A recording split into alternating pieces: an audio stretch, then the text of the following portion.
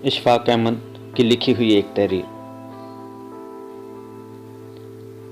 اشفاق احمد کہتے ہیں کہ نیا نیا دین پڑھنا شروع کیا تھا، نمازیں وقت پر ادا ہونے لگیں، اذکار، نوافل، تلاوت قرآن، میوزک کی جگہ دینی لیکچرز، پردہ، ایک کے بعد ایک تبدیلی۔ زندگی میں سکون تو تھا ہی، لیکن اب سکون کی انتہا ہونے لگی، تشکر سے دل بھر گیا۔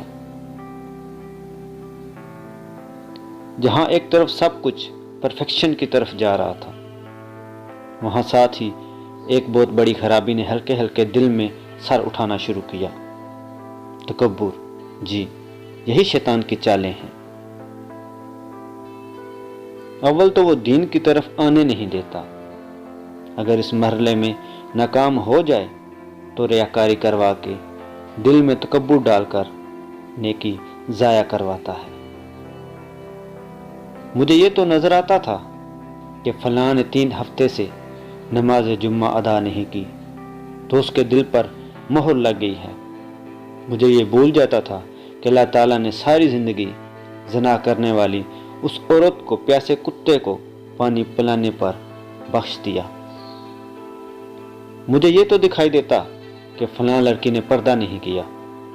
مجھے یہ بھول جاتا کہ رائی جتنا تکبر مجھے کہیں جہنم میں نہ گرا دے۔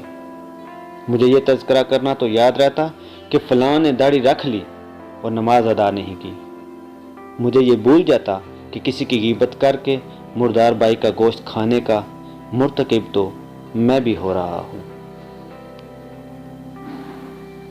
یہ سلسلہ کچھ عرصہ یوں ہی چلتا رہا۔ پھر ایک بار کسی نے بڑے پیارے انداز میں ایک قصہ سنایا۔ قصہ ایک فقیر کا تھا۔ وہ مسجد کے آگے مانگنے بیٹھا، نمازی باہر نکلے، انہیں اپنی نمازوں پر بڑا زحم تھا۔ فقیر کو ڈانٹ کر بھگا دیا۔ وہاں سے اٹھ کر فقیر مندر گیا۔ پجاری باہر آئے تو اس کے ساتھ وہی سلوک یہاں بھی ہوا۔ تنگ آ کر وہ شراب خانے کے باہر بیٹھ گیا۔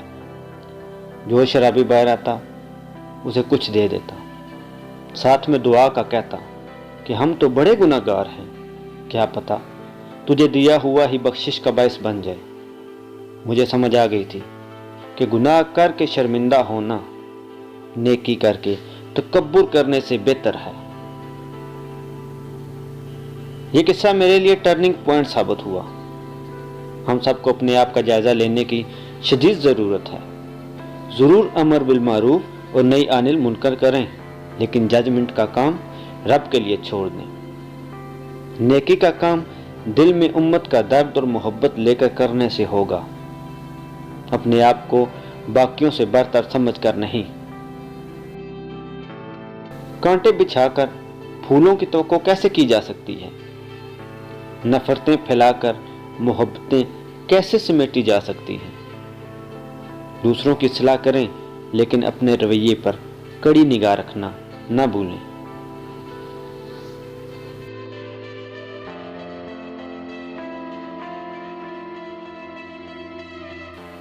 اگر آپ کو ہماری ویڈیو پسند آئے تو ہمارے چینل کو ضرور سبسکرائب کریں تاکہ آپ کو ہر نئے آنے والی ویڈیو کا نوٹیفیکیشن مل سکے۔